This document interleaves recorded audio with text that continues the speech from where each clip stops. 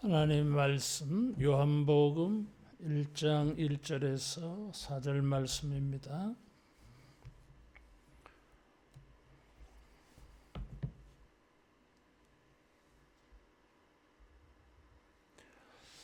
태초에 말씀이 계시니라. 이 말씀이 하나님과 함께 계셨으니 이 말씀은 곧 하나님이시니라. 그가 태초에 하나님과 함께 계셨고 만물이 그로 말미암아 지은 바 되었으니 지은 것이 하나도 그가 없이는 된 것이 없느니라. 그 안에 생명이 있었으니 이 생명은 사람들의 빛이라. 아멘. 우리는 우리의 현실과 또 역사를 예수님의 관점에서 우리가 보아야 합니다. 왜냐하면 예수님이 역사의 주관자이기 때문에 그래요. 또 예수님이 이렇게 역사의 주관자라고 하는 이런 신앙의 지식을 가지고 예수님을 정확하게 우리가 바르게 이해할 필요가 있어요. 이단들만이 아니라 사람들은 자기들의 배경을 가지고 역사를 보고 세상을 보고 현실을 해석하고 상황을 받아들이려고 합니다. 역사의 주관자이신 예수님이 입장에서 오늘 우리가 만나는 상황들, 역사는 어떤 것인가? 그래서 이 사람들은 각각 자기 나름대로의 배경을 가지고 그렇게 보려고 해요. 요한이 이 요한복음을 기록할 그 당시에는 유대인들은 유대주의 입장에서 예수님을 보려고 했어요. 또 그 당시에 이단이 있었습니다. 예수님을 하나님의 아들 창조주라고 생각하지 않고 인간들 가운데 아주 우월한 특별한 그런 영적 존재로 생각하는 사람들도 있었어요. 또 어떤 사람들은 그리스 로마 이런 헬라주의의 영향을 받아가지고 예수님을 그렇게 보려고 하는 사람들도 있었어요. 역사를 예수님의 관점에서 보기는 보는데 좀 잘못된 예수님을 가지고 역사를 보았어요. 그래서 진정한 예수님을 만날 수가 없고 자기들의 역사 속에서 자기들의 현실과 상황 속에서 예수님의 진정한 역사, 역할, 주님의 사역들을 은혜의 일들을 볼 수가 없었어요. 그래서 우리가 두 가지 우리가 지식을 가져야 됩니다. 첫째는 우리의 모든 상황과 우리 인간의 역사는 예수님이 주관하신다. 그 예수님은 하나님의 아들, 하나님이시다. 이런 관점이에요. 사도 요한은 이런 것을 통합을 해서 그 당시의 사람들에게 이 친근한 단어를 썼습니다. 그것이 말씀이라고 하는 것입니다. 우리말로는 번역을 사람들로 하여금 오해를 피하게 하기 위해서 그리고 사람들에게 익숙한 선입견을 주게 되어질까 봐 우리 개역 성경은 말씀으로 번역을 했는데 원어는 로고스라고 하는 단어예요. 사도 요한은 이 로고스라는 단어를 사용할 때에 그 당시 사회 사람들은 로고스 하면 어떤 선입견이냐 하면 어떤 이성, 지혜, 그리고 어떤 원리, 이 천하 모든 만물들이 운행하는 어떤 정신, 그것을 로고스라고 하는 이런 생각이 아주 가득 차 있었어요. 지금도 이것을 로고스라고 우리가 말해버리면 이제 그 인상이 너무 강해가지고 말씀이신 예수님을 잘 생각 못하고 로고스가 먼저 떠올라. 그러니까 이것이 우리 생각을 가로막아 버려요. 그래서 사도 요한은 어쨌든 그 로고스라고 하는 단어를 사용을 해서 이 예수님을 소개하고 예수님의 이 입장에서 오늘 인간들이 가지고 있는 불행, 무지, 인간들이 겪고 있는 어두움, 고난의 일들, 죄들, 이런 것들을 다 예수님의 이 시각에서 보게 합니다.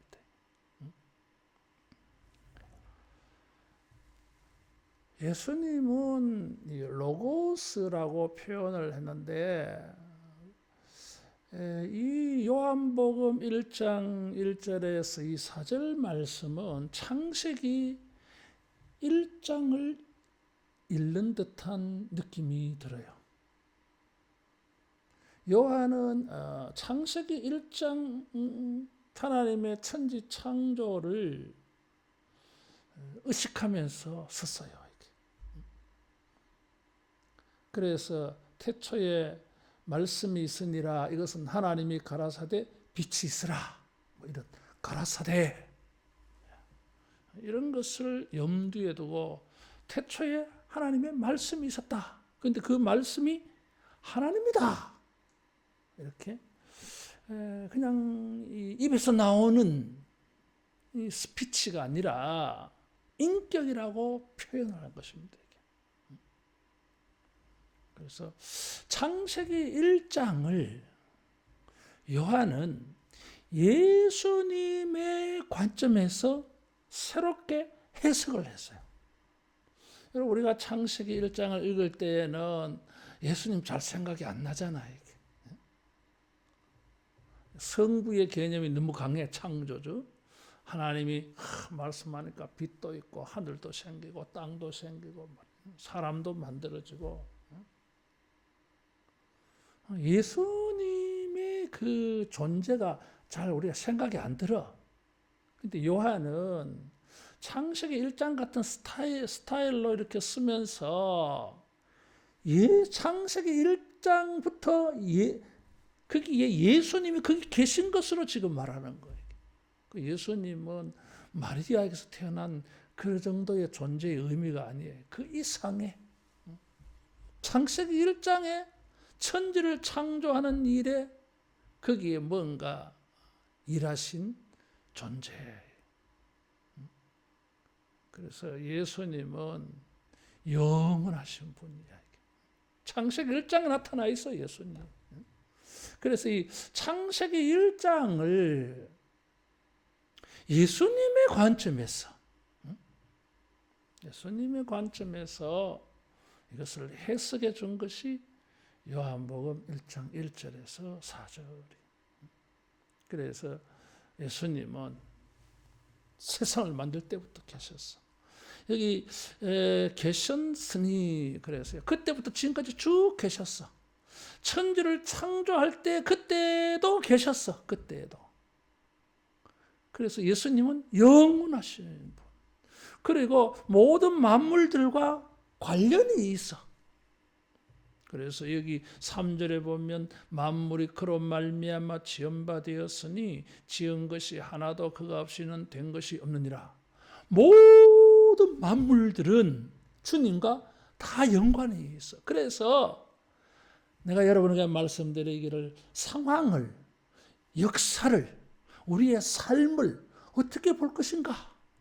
어떻게 볼 것인가?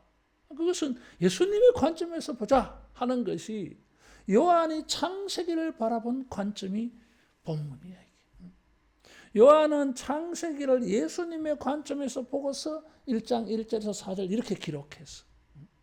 우리도 창세기 1장만 우리가 그렇게 볼 게 아니라 지금 내가 사는 이 현실도 요한처럼 이런 예수님의 영원하신 예수님의 시각에서 들여다보면은 이게 뭔가 다른 게 있지 않겠느냐.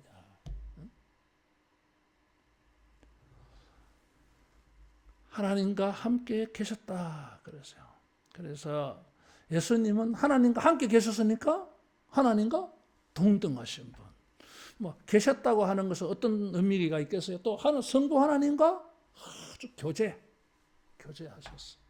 지난주에도 말씀을 드렸지만은 이게 단순한 교제가 아니야. 이게 친밀함은 서로 의논을 하는 거야. 이게 같이 계획을 세우고 우리가 우리의 형상대로 우리의 모양을 따라 우리가 사람을 만들고 우리가 그랬잖아요. 이게. 그래서 예수님은 천지를 창조하실 때부터 계셨던 분이고 하나님과 동등한 분이야. 그래서 대등한 입장에서 교제를 가졌어. 수직적인 관계가 아니라 수평적 동등한 입장에서. 그러니까 예수님은 하나님과 동등한 분. 신이야. 유대인들은 뭐 이것을 잘 받아들이지 못하고 예수님을 참남하다. 그래서 막 죽이려고 그랬어요. 근데 요한은 복음서를 기록하면서 예수님은 하나님과 함께 계셨어. 그래서 영원하시고 하나님과 동등하시고 하나님과 교제하신 분. 아주 가까운 분이에요. 그래서 요한복음 17장에 예수님 하나님을 아버지요. 동등하다 이거죠. 하나님이시다 하는 것입니다. 사도 요한은 창세기 1장에서 예수님을 본 것이에요. 이게. 두 번째로 예수님은 2절, 3절에 보니까 창조주야. 그로 말미암아 모든 것이 지은 바 되었고 긍정적으로 표현했죠. 그 다음에는 부정적으로 반복해서 한 번 더 표현했어. 그가 없이는 하나도 된 것이 없느니라. 이스라엘 사람들은 이런 식으로 표현하기를 좋아해요. 강조하려고 처음에는 긍정적으로 표현하고 그 다음에는 그것을 부정적으로 한번 이중 부정을 썼어. 그래서 예수님 어떤 분이? 창조주야. 어떤 것 하나도 예외가 없어. 주님이 다 만드셨고 그때부터 지금까지 내 아버지께서 일하시니 나도 일한다. 지금 일한다. 그러신 말씀 뭐예요? 지금까지 예수님은 만드시고 난 다음에 모든 피조물과 주님은 관계를 가지고 있어. 다시 말하면 오늘 나의 사정이 나의 상황이 예수님과 분리되어 있지 않아. 예수님과 지금 관련을 가지고 있고 예수님은 나를 보고 계셔.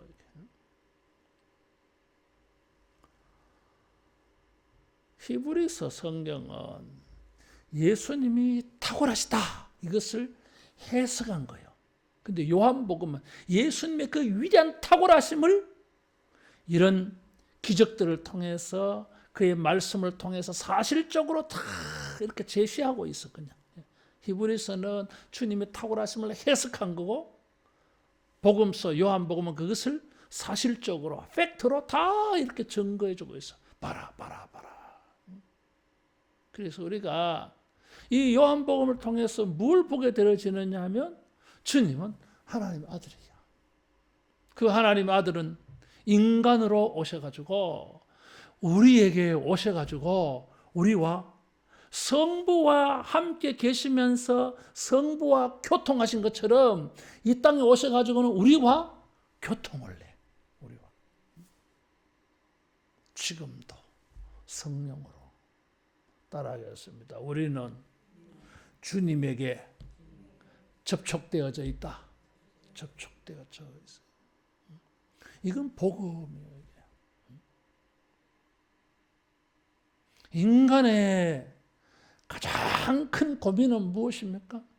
나의 육체의 문제, 영적인 문제, 개인의 문제, 인생의 문제, 우리 사회의 문제, 이 모든 것이 우리들만의 문제라고 생각되기 때문에 이게 인간의 고민이야, 이게. 여기서 희망이 없는 거야, 이게. 왜냐하면은 이 한계가 있는 인간의 능력으로 이것을 해결할 수가 없어. 인간은 그때에 불행해지는 거야, 이게. 그런데 아니야. 영원하신 하나님이신 예수님이 이 땅에 오셔가지고 우리와 함께 계시면서 우리와 함께 배고파 하시면서 우리와 함께 잠도 주무시면서 우리와 함께 목말라 하시면서 우리의 연약함을 함께 동정, 함께 체휼, 몸으로 피부로 느껴가시면서 우리를 다 보셔서 케어를 하셨어요. 이게. 그것을 요한이 보여준 것입니다. 그래서 예수님에 대한 믿음이 예수님의 존재가 그저 추상적인 게 아니야. 이게. 따라하겠습니다. 신앙은 실제적이다. 신앙은 실제적. 예수님은 우리의 삶의 실제적이야. 여기에 희망이 있어. 나의 문제가 나만의 일이 아니라 주님이 이것을 관여하고 계신다.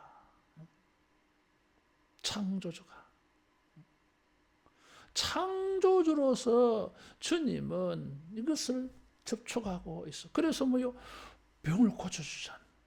가나 혼인잔치에 포도주가 떨어지니까 물 가지고 포도주도 만들어 주시잖아요. 중풍병자도 막 고쳐주시잖아요. 귀신 들린 자도 고쳐주시잖아요. 이게 지나치지 않아, 예수님이. 사람들이 말이에요. 배고파할 때에 그 배고픈 것까지도 주님이 지나치지 않았어. 다 관여하시고 접촉하셔서 그들을 도와주셨어요. 왜? 창조주시니까. 주님은 만물을 창조하셨어. 나를 창조하셨어. 그래서 우리와 계속 창세기 1장부터 지금까지 앞으로도 계속 우리와 함께 계신다. 따라하겠습니다. 주님이 나와 함께 계신다. 주님이 우리와 함께 계셔. 그냥 아무것도 안 하고 옆에 그냥 있는 게 아니야, 이게. 창조하셨기 때문에 뭔가 잘못되어지면 수리를 하시잖아, 수리. 우리의 인생이 육체적으로나 사회적으로, 정신적으로, 영적으로 문제가 발생해서 잘못되어지면 주님은 이것을 고쳐주셔요. 그것을 요한은 이 생명이라 그랬어. 그 안에 생명이 있었다. 요한복음 20장 21절에 31절에 보면 요한복음을 기록한 목적이 예수님을 믿는 자에게는 생명이 있음을 알게 하려고 요한복음을 기록했다 그랬어요. 예수님에게 생명이 있어. 예수님이 주는 생명이 있어. 이 말을 들었을 때 사람들은 내 안에도 생명이 있는데 내가 살아있으니까. 예수님의 생명은 저 무덤 속에 있는 사람들에게만 필요하다는 건가? 그러면 무덤 있는 사람들 다 막 파며 파헤쳐가지고 다 살려내야 되는데 주님은 그렇게는 하지 아니하셨잖아요. 그러면은 생명을 주려고 했어. 이 세상에 보면 이 생명의 기운들이 다 보여요. 사람들이 생명이 있어 막 걸어 다니고 풀들도 과일 나무들도 생명이 있어서 뭔가 이 꽃도 피고 열매도 만들어내고 씨앗도 만들어내고 그러잖아요. 이게 모든 만물들이 생명이 있어 보이는데 뭘 또 예수님 안에 생명이 있다고 말하고 있어요. 그럼 우리 안에 생명이 없다는 거냐 이거지. 예수님 안에 있는 생명하고 지금 우리가 가지고 있는 생명하고는 뭔가 다른 거야. 이게. 우리가 가지고 있는 생명은 어떤 거예요? 죽는 생명이야. 내가 살아있으면 언젠가 죽을 거야. 모든 생명 있는 것들은 죽을 생명이고 죽는 생명이야. 주님은 이 세상을 창조하셨을 때 사도 요한은 뭘 보느냐 하면 천지를 만드신 하나님께서 있으라 하니까 있었어. 열매 맺는 과실이 있으라 하니까 그 나무가 생명이 있더라는 거지. 흙으로 사람을 만들었는데 코에 생기를 불어넣으니까 이 찰흙 공작이 이 찰흙으로 만든 공작물이 이게 살아 움직이는 거야. 이게 생명이 있어서 이게 그런 관점을 요한은 이 세상을 봤어. 이것들이 살아있기는 살아있는데 이게 살아난 거 맞나 이거지. 다 막 죽을 생명을 가지고 자기는 살아있다고 생각하는 거야 이게. 태어나는 그 순간부터 인간은 죽음을 향하여서 살아가고 있어. 그래서 사실 보면 막 매일매일 살아가는 인생이 아니라 조금씩 죽어가고 있는 거예요. 태어나는 그 순간부터. 그렇잖아요. 우리는 조금씩 죽어가고 있어. 이게 막 다 살아가는 게 아니야 이게. 청소년기에 청년 때에는 막 생명이 꽃피는 것 같아. 아니야 이게. 명현현상 그런 징조가 보일 뿐이야.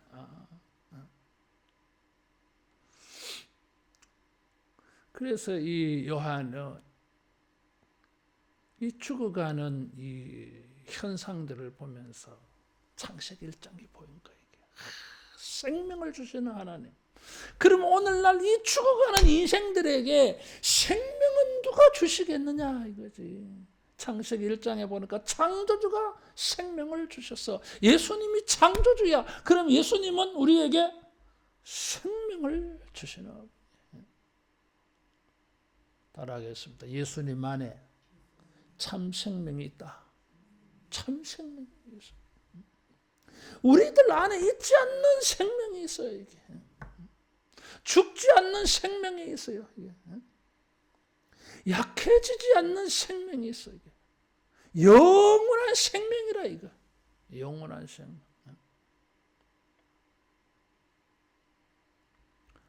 여러분, 주님은 우리를 만드셨고 우리와 관계하시면서 영원한 생명을 주실 줄로 믿습니다.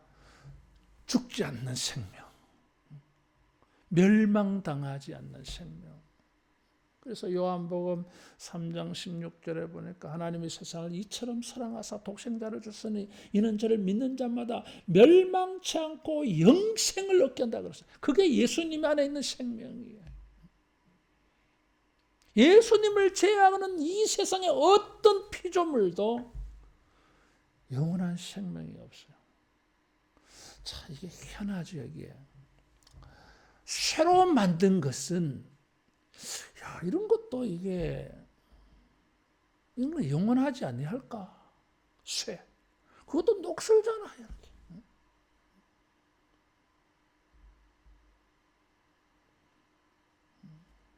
PVC 이런 거 100년까지는 간대 이게. 그 다음에는 녹는다 하잖아 이게. 그러니까 영원하지 않아. 그래서 예수님 안에 있는 이 생명은 영원과 관계 있어. 영원. 따라하겠습니다. 예수님만이 영생을 주신다. 그래서 이 영원한 생명. 사람들에게 이 세상에는 없는 생명. 예수님만이 이 생명을 가지고 있어요. 그래서 이 생명 뭐예요? 신적인 생명이야. 신적인 생명. 왜냐하면 신은 영원한 존재니까. 하나님은 영원한 존재. 만일에 하나님이 죽는다면 그 순간 신이 안 되는 거지. 그러면 예수님은 이 하나님의 생명, 영원한 생명, 신적인 생명을 우리에 줘가지고 우리로 하여금 신처럼 살게 만들어. 그래서 하나님의 아들이 되는 거예요, 우리가. 따라하겠습니다. 하나님의 아들이 된다. 하나님의 아들이 돼. 우리는 처음에는 하나님의 아들이 아닌데 예수님 믿어서 이 예수님 안에만 있는 유일한 영원한 생명, 그 신의 생명을 우리에게 주셔. 그래서 영생하도록 하는 생명을 줘요. 그래서 이게 제대로 사는 게 사는 거야. 이 영원한 생명이 없으면은 사는 게 아니야. 이게 죽어가고 있는데 뭘 살아? 그리고 죽으면 그전부터 다 끝나는데 뭐 아무리 많은 것을 소유하고 이루었다 할지라도 죽으면 막 다 자기와 관계없는 것이 되고 마는데 이게 무슨 의미가 있어 이게? 이런 생각이 들어가니까 데살로니가 성도들은 뭐요? 아이고 예수님 곧 재림할 텐데 우리가 일해서 뭐 하느냐? 이런 또 이상한 생각이 들 수 있어요. 허무주의는 또 이런 생각 반대로 들 수 있어요. 아니 내가 뭐 해서 뭐 하냐 이게 죽으면 다 끝나는데. 그러면 사는 동안에 많이 누리고 잘 먹고 잘 살고 행복하지 않겠냐? 그렇긴 하겠지. 결국 죽지 않느냐? 그래 그 짧은 세월 그런 부귀영화 누리기 위해서 이렇게 죽을 똥 살 똥 모르고 내가 수고하고 고생하고 일해야 되느냐? 이거 체 아프란 그래 안 하고 그냥 편하게 살다가 죽을란다. 그럴 수도 있지. 허무주의가 생길 수 있지. 왜? 진짜 생명이 없어 그래. 진짜 생명이. 그러니까 자기가 볼 때는 이게 사는 게 아니야 이게. 죽음이지. 근데 예수님이 나를 만드셨고 예수님이 나에게 그 주님의 생명을 나에게 주셨어 이게. 그래서 죽지 않고 영원토록 살게 하셔 이게. 그래서 뭐예요? 생기가 있는 거예요 이게. 자기는 죽고 싶은 생각 하지도 않아. 왜냐하면 이 생명이 이 예수님의 이 영원한 생명을 막 경험해보고 싶어 이게. 내 안에 있는 이 죽을 생명을 경험하며 사는 게 내 인생인데 아니 그래 말고 예수님의 생명을 가지고 사는 게 어떤 것인지 좀 이거 경험해보고 싶어. 주님이 우리에게 주님이 가지고 있는 생명을 주신 것은 죽고 난 다음에 천국 가서 영생만 하는 게 목적이 있지 않아. 그래, 네가 태어날 때부터 가지고 있는 그 생명을 가지고 네가 저렇게 살아가고 있지. 그게 네 인생이지. 야, 그 죽을 생명을 가지고 네가 이렇게 살고 있지. 그러면 영원한 생명을 가지고 사는 것은 어떻게 사는 것이겠냐? 이게 진짜 사는 거 아니겠어요, 이게? 주님이 이걸 가르쳐 주려고 하는 거예요, 이게.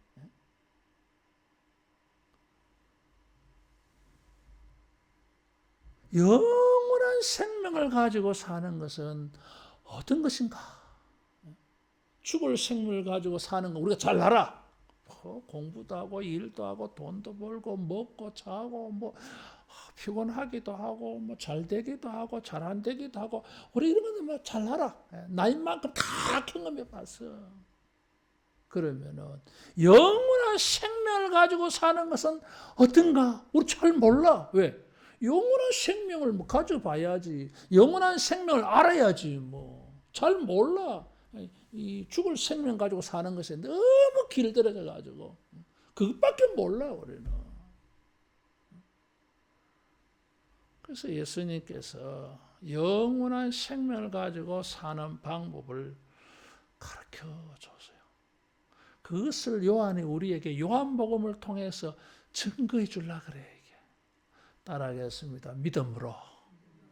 믿음으로. 자기 안에 나는 다른 생명이 있어. 이 생명을 가지고 사는 건 어떤 것일까? 전에는 이 죽을 목숨, 죽을 생명을 위해서 내가 먹어야 해서 이 죽을 생명을 그래도 좀 버텨내려고 잠도 자야 했고 약도 먹고 병원도 가고 그렇게 하려고 그래서 조금이라도 한번 뭐 좀 이렇게 연장시켜 보려고 말이에요. 안 아파 보려고. 근데 영원한 생명이 가지고 있을 때 있고 난 다음에는 생각이 달라졌어요. 생명 연장을 위해서 전에는 먹었는데 달라져서 이게 어떻게 믿음으로 어떤 신앙 때문에 먹는다 이거지. 신앙 때문에 잔다 이거지. 이것을 사도 바울은 뭐라고 말했습니까? 먹든지 마시든지 하나님의 영광을 위하여 이렇게 가르쳐 줬어요. 예수님이 그걸 가르쳐 주러 오신 거예요. 주님과의 마치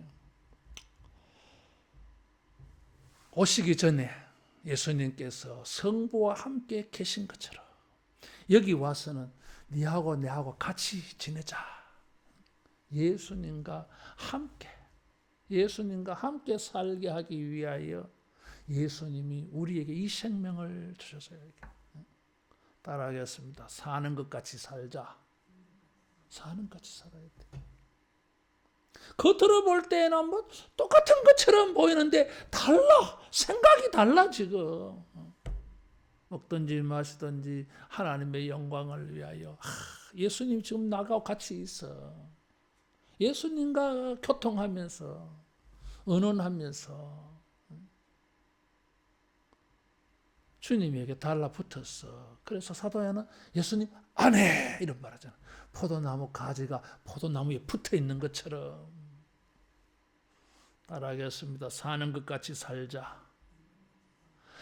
그 생명이 예수님에게 있는 유일한 영원한 생명을 가지고 사는 삶을 요한은 빛이라는 단어를 가지고 비유적으로 말했어요. 그래서 이 생명은 사람들의 빛이다. 그 전에는 뭡니까? 이 생명이 없으면 어두움이야. 하나님이 빛이 있으라 하였을 때에 어둠에 속한 모든 것들이 광명을 만나요. 이 생명은 빛과 관계가 있어요. 하나님께서 빛이 있으라 함으로써 천지 만물에 생명의 역사가 일어났어. 뭔가 이제 막 만들어지잖아. 따라하겠습니다. 빛은 생명이고 생명은 빛이다. 그래서 이 생명과 빛이 관계가 있어요. 자, 성경 한번 찾아보겠습니다. 시편 36편 9절.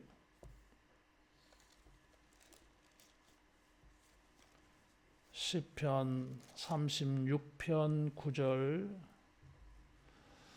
같이 봉독합니다. 진실로 생명의 원천이 주께 있사오니 주의 빛 안에서 우리가 빛을 보리이다.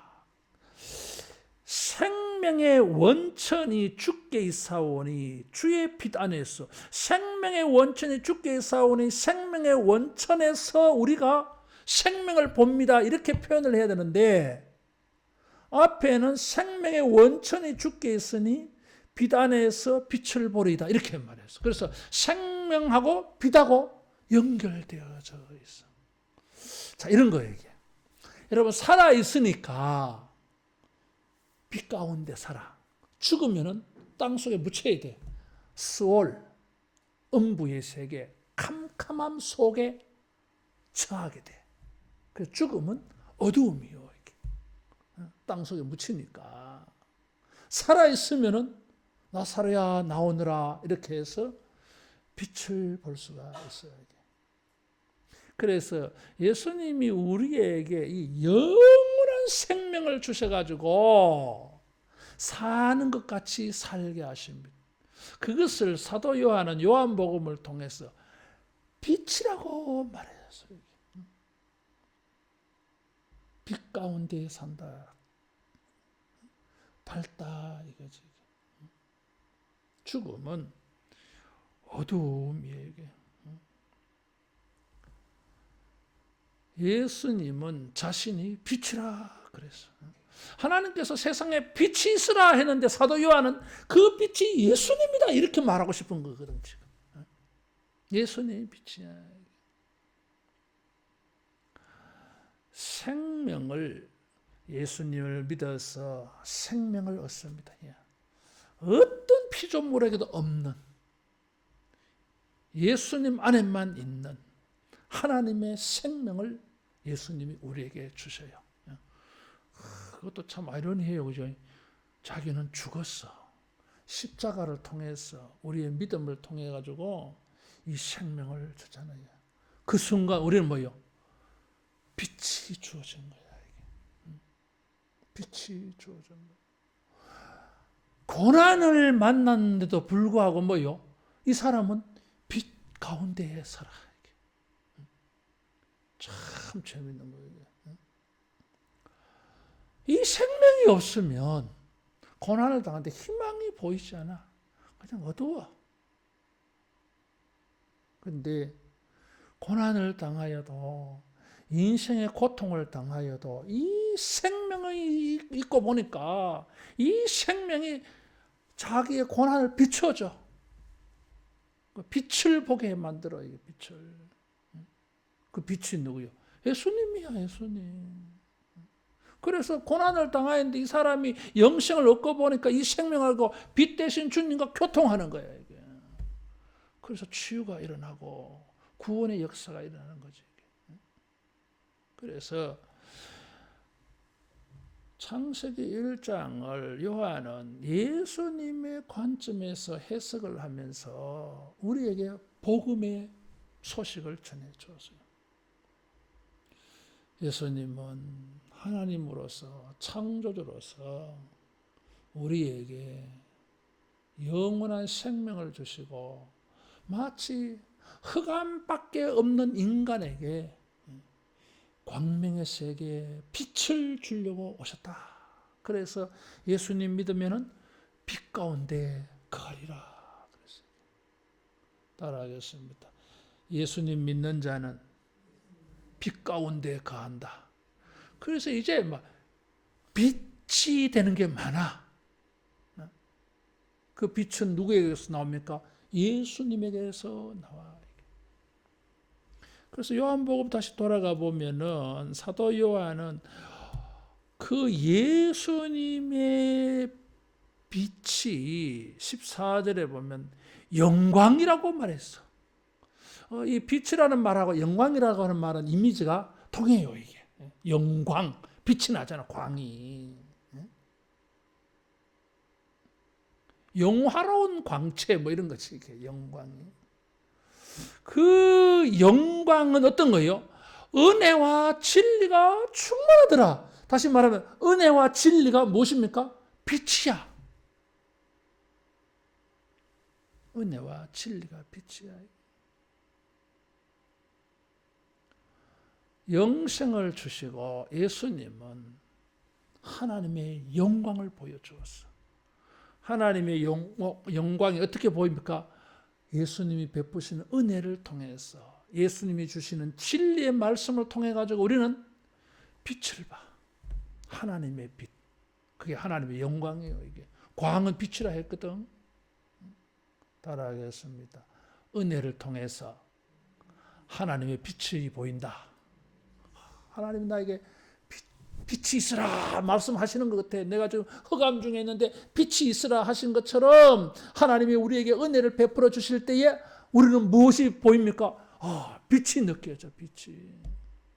진리의 말씀을 우리에게 주실 때에 빛이 보여. 이게 수가성 여인에게 내가 주는 물을 마시는 자는 그 속에서 영생하도록 솟아나리는 샘물이 되리라. 영원히 목마르지 아니하리라. 이 여인은 뭐요? 빛을 본 거야. 맨날 목마르면 물 들어와야 되는데 자기의 인생의 빛이 보인 거예요. 그래서 물동이 버려두고 동네 가서 전도하지. 우리의 삶의 현실을 가지고 창세기적인 혹은 비신앙적인 그저 물질의 현상, 물질의 세계로만 보아서는 안 됩니다. 사도 요한은 이 요한복음 1장을 통해서 여러분 세상을 그렇게 보면 안 됩니다. 여러분 자신을 그렇게 보면 안 됩니다. 여러분 자신의 현실을 물질적으로 것만 보면 안 됩니다. 예수님의 주권, 창조주 예수님의 그 관계 속에서 보시라. 그러면은 생명이 있고 거기에는 빛이 되는 게 있습니다. 그래서 인생을 새롭게 살게 만들어요.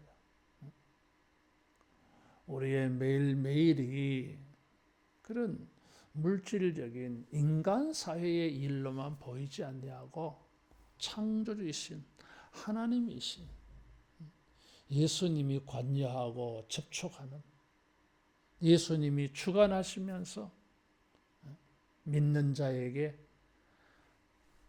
참 생명을 주셔가지고 빛으로 나가게 하고 빛으로 살게 하시는 이런 은혜가 경험되어지는 아주 복된 우리 매일 우리 삶이 되기를 축원합니다. 기도하겠습니다. 예수님 믿는 우리들에게 이 세상에서 얻을 수 없는 하나님의 생명을 가지게 하여 주시고 사는 것처럼 살게 해주셔서 감사합니다. 비록 우리 육신에 땅의 생명은 쇠한다 할지라도 하나님이 주신 이 생명을 가지고 영원토록 신이 되는 이런 은혜를 주셔서 감사합니다. 이 땅에 사는 날 동안에 이 영생의 생명의 능력을 체험하면서 항상 우리의 삶 가운데 주님이 은혜와 진리로 비춰주시는 영광스러운 빛을 만나게 하여 주시고 이 영광스러운 빛 가운데 거하며 살아가는 우리 모두 되게 하여 주시옵소서. 예수님 이름으로 기도하옵나이다.